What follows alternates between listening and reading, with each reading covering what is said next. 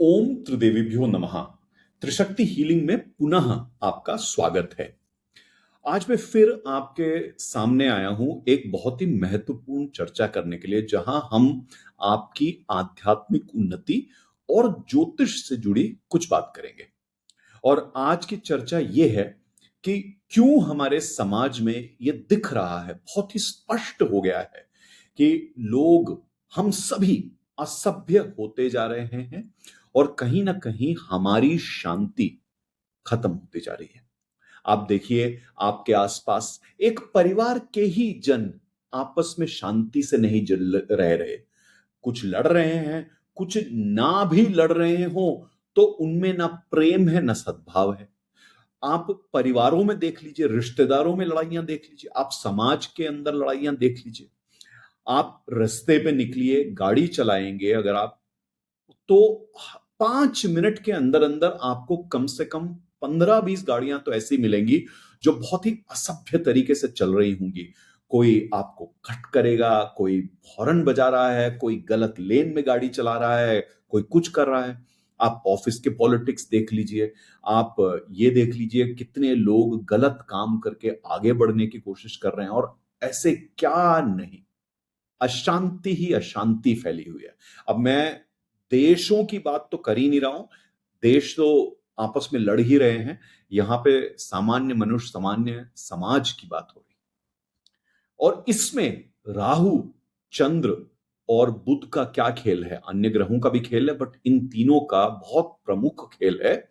और इसको समझते हैं, मेरे साथ बनी रहिए, कुछ बहुत जरूरी बातें हम करेंगे आज। और इस वीडियो के अंत में मैं आपको तीनों ग्रहों के लिए, चंद्र, बुध और राहु, इनके लिए आपको संतुलित रखने के लिए आपको क्या करना है, इसके बारे में बात करेंगे। चलिए, अब पहले तो हम ये समझ लेते हैं कि हम कलयुग में रह रहे हैं।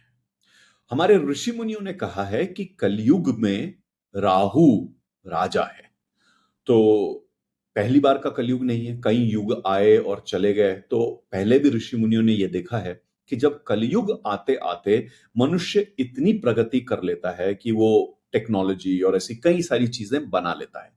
तो टेक्नोलॉजी क्या है? राहु। तो राहु कुछ अच्छी चीजें भी हैं वैसे।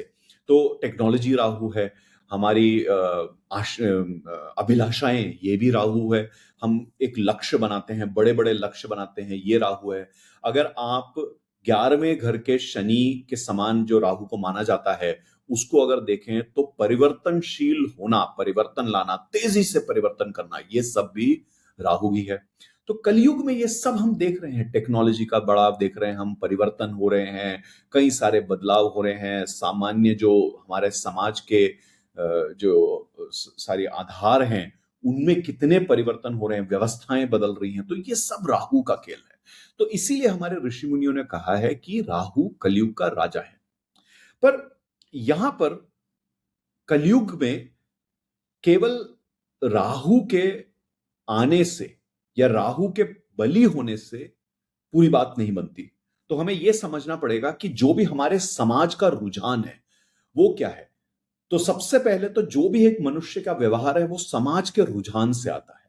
तो अगर समाज उग्र है, समाज बहुत ही प्रभावी और से काम कर रहा है, तो मनुष्य भी वही सीखेगा। अगर समाज शांत है, अगर समाज सभ्य है, तो मनुष्य भी वो सीखेगा। तो हमारे व्यवहार का पहला आधार होता है हमारे समाज, हमारे सभ्यता की ही जो मूल व्यवहार है वो। दूसरी चीज, हर मनुष्य का एक चरित्र है जो आपके कुंडली से पता चलता है। तो आपके कुंडली का प्रभाव भी आपके व्यवहार पर आता है। और जब समाज के प्रभाव से प्रभावित मनुष्य और अपने कुंडली के प्रभाव से प्रभावित मनुष्य एक दूसरे के साथ, ये दोनों चीजें टकराती हैं, तो मनुष्य एक और प्रवृत्ति को जन्म देता है, जो कहीं ना कहीं, जिसको हम कहते हैं ना कि एक कंफ्यूजन जो पैदा होती है, जो भ्रम पैदा, मिथ्याएं पैदा होती है, ये यहां से होती है। तो हम सभी मनुष्यों के स्वभाव में आप इन तीनों चीजों का प्रभाव देखेंगे। समाज का प्रभाव, हमारी कुंडली का प्रभाव, और इन दोनों के तालमेल से भी और इन दोनों के टकराने से भी जो प्रभाव होता है, उसके हमारे स्वभाव आपको दिखेंगे। अब इसके अंदर राहु बली हो जाता है। कैसे? कि कलयुग में क्योंकि माना गया है राहु बहुत बली होता है, तो होता क्या है कि आपकी कुंडली में जो भी ग्रह बैठे हैं, कहीं ना कहीं राहु उसका बल लेने लगता है कलयुग के अंदर। सबसे पहले तो राहु जिस भी भाव में बैठे, उस भाव में, उस भाव का जो राशि है, जो राशि जो जो उस राशि का जो मालिक है, उसका, आपके जो नक्षत्र में बैठा है, जिस नक्षत्र के पद में बैठा है, उसके स्वामी का बल लेने लगता है राहु। और कहीं ना कहीं राहु के अगर जो भी अ, उसकी नकारात्मक चीजें हैं, वो इन सभी स्वामियों को मिलने लगता है, उस राशि के स्वामी को, उस नक्षत्र के स्वामी को, उस पद के स्वामी पर उसके नकारात्मक प्रभावों का असर आप देखेंगे। और ये होता है, कई बार हम बहुत ही हल्के हल्के में ले लेते हैं कि आपका राहु कहाँ बैठा है, हम ये नहीं देखते कि राहु का प्रभाव उसके राशि के स्वामी, नक्षत्र स्वामी वगैरह पे क्या हो रहा है। अब छोटे छोटे उदाहरण लेते हैं, जैसे अगर राहु आपके लग्न में बैठा है, तो आपको तो अपना लग्न और अपना अपनी जो आपकी आइडेंटिटी हम जिसको बोलते हैं, आपकी पहचान जो आपको बनानी है, उस पर ही राहु खेल जाएगा, आपको भ्रमित कर देगा, आपको एक बहरूपिया बनने पर और अलग अलग रूप बदलने पर मजबूर कर देगा।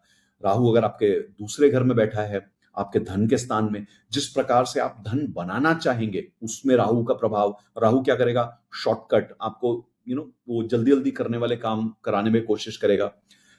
तीसरे भाव पे जहां आपको पुरुषार्थ करना है, वापस राहु खेल खेलेगा कि किस तरीके से आप किस काम को कर रहे हैं। आप हमेशा ये कोशिश करेंगे कि जो भी सबसे आसान तरीका है, या जो भी जिस भी आप परिस्थिति में हैं, उस परिस्थिति को कैसे तोड़ा मरोड़ा जाए ताकि आपका काम आसान हो जाए। तो इस प्रकार से आप किसी भी भाव में उठा ले, अगर 6 में बैठ गया जाके राहु, तो 6 तो ऋण रिपु रोग है का स्थान है, बट राहु वहां पे क्या करेगा, राहु अकस्मात ही आपके लिए परेशानियां खड़ी करेगा वहां पे, और कभी कभी सहायता भी कर देगा उसको सुलझाने में, लेकिन अकस्मात ही परेशानियां लेकर के आएगा। राहु 8वें भाव में बैठ जाए, अब 8वां भाव क्या है, 8वां भाव आपके वो चीजें हैं जो बहुत ही गहराई से दबी हुई चीजें हैं, या जिन चीजों को आपको सीखना है, समझना है, या जिनको हम गूढ़ रहस्य कहते हैं। तो राहु आपका रहस्यों से प्रेम करा देगा। इसका मतलब क्या है कि आप चोरी छुपे बहुत सारे काम करने लगेंगे। तो ये है राहु का प्रभाव। तो आपकी कुंडली में जहां पर भी बैठा है राहु, आप ये समझिए कि उस भाव का आपके चरित्र से क्या लेना देना है। और अगर राहु वहां पर बैठा है या राहु की दृष्टि है, तो भी राहु आपको वो नकारात्मक चीजें दे सकता है। तो राहु जहां बैठता है, और राहु की दृष्टि कहां होती है, 7वें भाव पर और 5वें भाव और 9वें भाव पर, इन पे इनकी दृष्टि होती है। अब इसके अलावा ग्रह गोचर करते हैं, जब ग्रह गोचर करते हैं तो भी राहु के ऊपर से जाएंगे, या फिर जो जहां पे राहु की दृष्टि है वहां से निकलेंगे, तो फिर राहु उनकी ताकत लेगा। तो राहु ये करता रहता है, और एक बार राहु किसी काम पे आपको छेड़ दे, उसके बाद उसका प्रभाव पूरी तरह खत्म नहीं होता, क्योंकि बार बार ग्रहों पर वो असर जो आता है, उन प्रवृत्तियों को बार बार वो उठाएगा। तो क्या ऐसा है कि सब पर राहु नकारात्मक प्रभाव ही देगा? नहीं। अगर आपका चंद्र बली है, या आपने अपने मन को बली बनाया है, आपका आपका बुद्ध बली है, या फिर आपने अपने बुद्धि को बहुत ही ज्यादा अनुशासित कर लिया है, आप अगर गुरु के धर्म अनुसार चलते हैं, आप शनि के बताए कर्मठ हैं आप, तो राहु का प्रभाव काफी हद तक कम हो जाता है। समझ रहे हैं आप इस चीज को? तो चंद्र का बली होना, बुद्धि का बली होना बहुत आवश्यक है। गुरु की कृपा और शनि के बताए हुए अनुशासन के अनुसार चलेंगे तो राहु का सकारात्मक प्रभाव आपको दिखेगा, ना कि नकारात्मक प्रभाव। वरना वो नकारात्मक हो, और हम ज्यादातर लोगों में यही चीज देखेंगे कि ना हमारा मन बली है, ना हमारी बुद्धि अनुशासित है, ना हम पूरी तरीके से धार्मिक हैं, ना हम पूरी तरीके से कर्मठ हैं या शनि के बताए हुए व्यवस्थाओं से चल रहे हैं। तो राहु का नकारात्मक प्रभाव होता ही होता है। समझ रहे हैं आप इस चीज को? तो इस प्रकार से राहु कलयुग में हमें भ्रमित कर रहा है, अलग अलग राशि के, अलग अलग भावों के, अलग अलग नक्षत्रों के स्वामी और अलग अलग ग्रहों की ताकत को लेकर हमारे साथ खिलवाड़ करता रहता है। और अगर दूसरे ग्रह वापस और बुरी दृष्टियों से प्रभावित हैं, तो ये समस्याएं आपके लिए और ज्यादा बढ़ जाएंगी।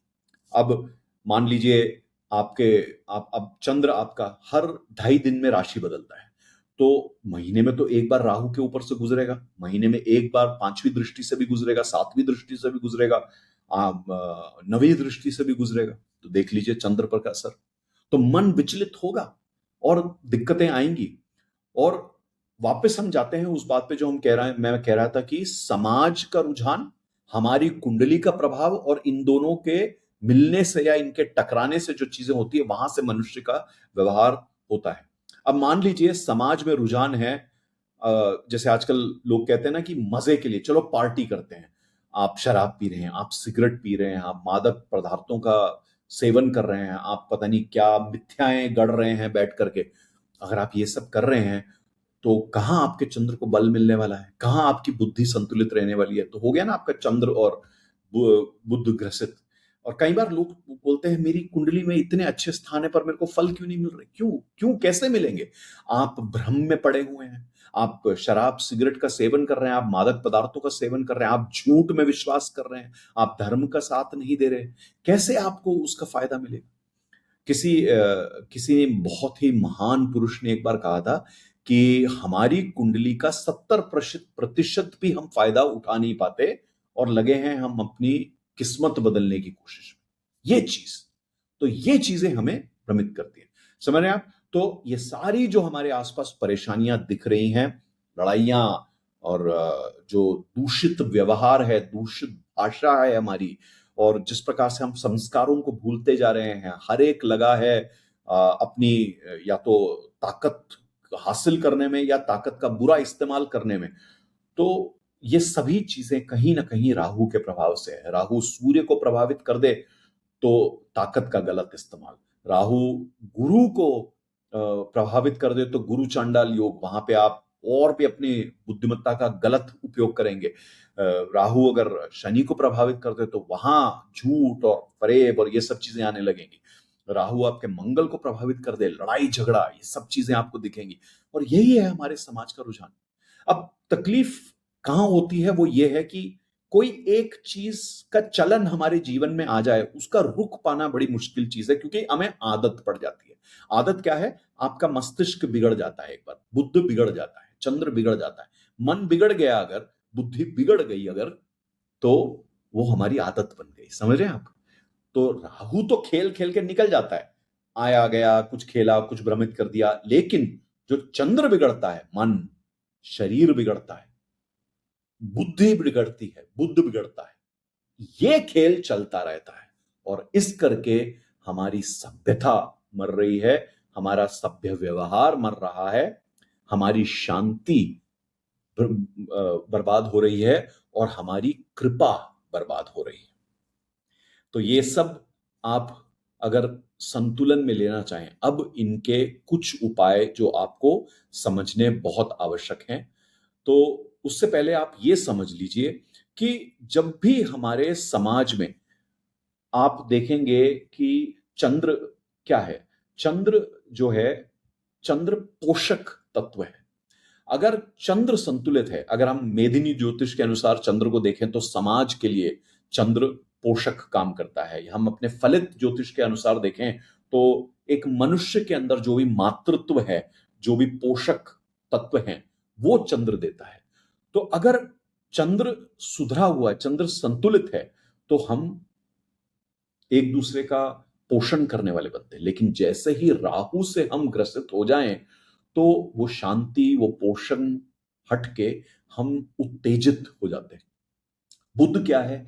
बुद्ध हमें एक प्रकार से विवेक प्रदान करता है। हालांकि विवेक शनि और गुरु के आशीर्वाद से भी आता है, लेकिन बुद्ध का होना और बुद्ध का प्रभावी होना, बुद्धिमान होना विवेक के लिए बहुत आवश्यक है। तो जो विवेक आता है, जो बुद्धि हमारा काम करती है, उसको राहु कैसे बिगाड़ेगा? आपको कपटी बना देगा। अगर आप कपटी बन गए, आप शांत नहीं हैं, आप दूसरों को पोषण देने वाले नहीं है, तो क्या होगा? हमारा समाज धीरे धीरे असभ्य हो जाएगा। और यही आज के तारीख में हो रहा है। तो हम सभी के लिए कुछ सामान्य से उपाय जो हम अपने जीवन में पूरी तरीके से लागू कर सकते हैं। सबसे पहले तो अपने चंद्र को कैसे संभालें। अगर आपको अपने चंद्र को संभालना है, अपने अपने मन को संभालना है, अपने शरीर को संभालना है, सबसे पहली चीज इसके लिए बहुत ही आसान है, सब कर सकते हैं। अपने नींद को ठीक करें। ज्यादा से ज्यादा आप लोग चंद्र के चक्र के अनुसार अगर सोएं, यानी कि चंद्र अपना पूरा प्रभाव कब दे देता है, 9-10 बजे के आसपास। तो अगर आप 10, 10:30 तक भी सोते हैं और आप पूरी अच्छी नींद लेते हैं सुबह 4, 4:30, 5 बजे तक, जो हम कहते हैं कि आप ब्रह्म काल के अंदर अंदर अगर आप उठ जाएं, ब्रह्म मुहूर्त के अंदर, तब तक तो एक 7-8 घंटे की आप अच्छी नींद लें। कभी कभी आप चंद्र, खास करके जब पूर्णिमा होती है, तब आप बाहर जाएं, चंद्र की रोशनी को लें। जब आप खाना खाते हैं, एक खाना हमारे शरीर को पोषण देता है, उस पोषण को आप धीमे से खाएं। किसी और चीज के प्रभाव या किसी भी विचलित स्वभाव के से बचकर आप शांति से खाना खाएं, अच्छा भोजन खाएं, ताजा भोजन खाएं। अपने फोन, अपनी स्क्रीन, टीवी, इन सब चीजों को दूर रख के करें। पानी आपके जीवन में बहुत जरूरी है। ज्यादा से ज्यादा आप कोशिश करें कि जब भी आप पानी के साथ अपना रिश्ता बनाएं, घर में पानी आप वेस्ट ना होने दें। आप जब नहाते हैं तो पूरी तरीके से आप उस पानी का असर अपने ऊपर लें। कभी आपको नदी या समुद्र के पास जाने का मौका मिले तो वो आप कीजिए, वरना अगर आपके घर में पौधे हैं उनको पानी दीजिए। इस तरीके से आप अपने चंद्र पर बहुत अच्छा प्रभाव ला सकते हैं। आपके परिवार के साथ या आपके प्रियजनों के साथ आप अच्छा पोषक व्यवहार रखें, अच्छा सौम्य व्यवहार रखें, अपनी बोली सौम्य रखें, अपने क्रोध पर नियंत्रण रखें। और हो सके तो सोमवार के दिन पूरी तरह अगर आप सात्विक रहें, साथ में शिव जी का अगर आप ध्यान करें या चंद्र का मंत्र करें, जो चंद्र का मंत्र है ओम सोम सोमाय नमः, या अगर आप ओम नमः शिवाय का जाप करते हैं, इससे आपको बहुत ज्यादा बल मिलेगा, आपके चंद्र को बल मिलेगा। चंद्र को बल मिलेगा तो आपके मन, आपके शरीर को बल मिलेगा। और आप देखेंगे जो भी मैंने आपको चीजें बताई, ये बहुत ही सामान्य उपाय है। बुध के लिए आप क्या सामान्य उपाय कर सकते हैं? सबसे सबसे सबसे सरल चीज है, अपनी जुबान को, अपनी जीवा को, अपनी वाणी को विराम दें। जिसको हम कहते हैं ना कि झूठ बोलना और जो गॉसिप है, बेकार की इधर की बात उधर करना, ये सब चीजें बंद करें। किसी भी चीज पर बार बार टिप्पणी देना, हर चीज पर कमेंट करना, जैसे आज सोशल मीडिया में बन गया ना, अब हर चीज में जाकर के आप कमेंट करते हैं, वो सब करना बंद करें। और जितना आप मौन में रह सकें, इससे आपके बुद्ध को बल मिलेगा। अगर आप लिखते हैं अपने हाथ से, पेपर पेन लेकर के धीरे धीरे अपना ध्यान लगा करके, इससे आपके बुद्ध को बहुत ज्यादा बल मिलता है। आप अच्छे ग्रंथ को पढ़िए, अच्छे किताबों को पढ़िए, चाहे ये आपके विषय के किताबें ही क्यों ना हो। अगर आप कथाएं भी पढ़ते हैं, कहानियां भी पढ़ते हैं, रोचक कहानियां भी पढ़ते हैं, ऐसी नहीं जो आपको भ्रम दे, ऐसी नहीं जो अश्लील हो, वो चीजें जो आपको स्थिर रखें, ऐसी चीजें आप पढ़ें, लेकिन लिखें। इससे आपके बुद्ध को बहुत बल मिलेगा। एक आज के समाज में लोग गालियों से बहुत प्रेम करने लगे हैं। गालियों को तो वो पता नहीं क्या क्या देख बता करके ये समझाते हैं कि गाली देना बहुत आवश्यक। बिल्कुल नहीं। जैसे ही आप गाली देते हैं, आपका बुद्ध खराब होता ही होता है, क्योंकि वो चीजें आपके मस्तिष्क में चलती है। याद रखिए मैंने आपको क्या कहा था कि राहु वो भ्रम देता है, और वो भ्रम आकर के हमारे मन और हमारे बुद्धि में बैठ करके हमारी आदत बन जाती है। समझे आप इस चीज को? तो बुरी भाषा का व्यवहार, बहुत तेजी से बोलना, बहुत ज्यादा बोलना और जोर से बोलना, इन सब चीजों से आप दूर रहिए। लोगों से मिलजुल कर रहिए, विचारों का आदान प्रदान कीजिए, सुनिए, लोगों की बातें सुनिए। इससे भी आपका बुद्ध बहुत प्रबल होगा। विष्णु जी की उपासना, गणेश जी की उपासना, इनसे आपके बुद्ध को ताकत मिलेगी। आपके घर में अगर तुलसी है, तुलसी की आप सेवा करते हैं, इससे आपको बहुत असर मिलेगा। अच्छा, ऐसे ही आप बुधवार को सात्विक रहें, इससे भी आपको काफी मदद मिलेगी। विष्णु सहस्त्र नाम को आप अपने घर में चला के रखें। गणेश जी के जो मंत्र हैं, जैसे हम कहते हैं वक्रतुंड महाकाय सूर्यकोटि समप्रभा, अविघ्नम कुरु मे देवो सर्व कार्येषु सर्वदा। इन चीजों का आप, ऐसे मंत्रों का आप उच्चारण करें, या आप ओम भूम बुधाय नमः इसका उच्चारण करें, इससे भी आपको मदद मिलेगी। चंद्र को आप बलि करेंगे तो आपके बुध के बलि होने के आसार बढ़ जाते हैं, क्योंकि चंद्र क्या है? मन। मन शक्त है तो बुद्धि शक्त होगी। बुद्धि शक्त है और मन शक्त नहीं है तो वो बुद्धि को बिगाड़ेगी कभी ना कभी। ऐसे ही राहु को शांत करने के लिए क्या करें? राहु के लिए आप सबसे पहले तो अपनी जो आपको क्रिएटिविटी है, जो आपकी जिसको कहते हैं ना, आप जिस प्रकार से अलग अलग रुचियां हो, ऐसी चीजों को आप रखिए, क्योंकि आप ज्यादा अलग अलग चीजें करेंगे तो राहु की जो ऊर्जा है वो कहीं ना कहीं इस्तेमाल हो जाएगी। इसी प्रकार से आप अपने टीवी, लैपटॉप, आईपैड, ये फोन, इन सब चीजों का जितना कम हो सके इस्तेमाल करें। हेडफोन्स, इनसे ये भी राहु का ही एक स्वरूप है। तो कोशिश करें कि जितनी ज्यादा आप अपने जीवन में टेक्नोलॉजी को सिर्फ अच्छे प्रयोग के लिए इस्तेमाल करें और बाकी उनसे दूर रहें। किसी भी प्रकार के मादक पदार्थों से, सिगरेट से, शराब से, इनसे आप दूर रहें। ये सब चीजें आपको तकलीफ देंगी। और टीवी देख, खास करके जो सीरियल और ये सब चीजें देखने की आजकल लोगों को आदत हो गई है। एक कहते हैं ना लोग बिंज वॉचिंग जिसको कहते हैं ना, बैठ करके मतलब पूरा पूरा सीरीज देख लिया, 2 सीजन देख लिए, 3 सीजन। इन सब चीजों को आप कम करें। अच्छे कठिन परिश्रम करें। आप बहुत ज्यादा अपनी अ, कि मेरा नाम इतना बढ़ जाए और हजारों करोड़ों लोग मुझे जाने, इन सब चीजों के पीछे आप ना पड़िए। क्योंकि आप अच्छा काम अगर करेंगे तो देर सवेर आपका नाम हो ही जाएगा। याद रखिएगा एक चीज, राहु कई बार आपकी महत्वाकांक्षा को इतनी हवा दे देता है कि वो आपको वो चीज लाके दे देगा। लेकिन राहु एक ऐसा ग्रह है जो आपको चीजें देने के बाद फिर पूछेगा क्या आपकी पात्रता है इसको रखने के लिए, और फिर आपको राहु दिक्कत में डाल सकता है। राहु परख कर नहीं देता, राहु दे देता। जब आप, आपकी महत्वाकांक्षा इतनी बढ़ जाती है ना, राहु दे देगा, लेकिन फिर आपके लिए वो तकलीफ करेगा। और आज के जीवन में आप देखिए बहुत सारे लोग इससे परेशान हैं। राहु के प्रभाव से बचने का एक बहुत अच्छा तरीका है मां दुर्गा की तपस्या करना, उनका जप करना, काल भैरव की उपासना करना। ये आपको काफी मदद करेगा। आप जीव जंतुओं को खाना खिलाएं, इससे भी आपको काफी मदद मिलेगा। आप भूमि से जुड़े रहें, जैसे नंगे पांव चलना, गार्डन में जाना, पेड़ पौधों के बीच में घूमना, पहाड़ों में घूमना, इन सब चीजों को करिए। हाँ, ये पहाड़ों में घूमने वाली बात जो है, आजकल हम बहुत ही पहाड़ों को बर्बाद करने लगे हैं हर जगह जा करके, तो उससे कृपा करके थोड़ा दूर रहिएगा। हमारे पहाड़ों को जीवन की काफी जरूरत है। ऐसे ही आप राहु का मंत्र जप सकते हैं, आप दुर्गा माँ का मंत्र जप कर सकते हैं, ये सब चीजें।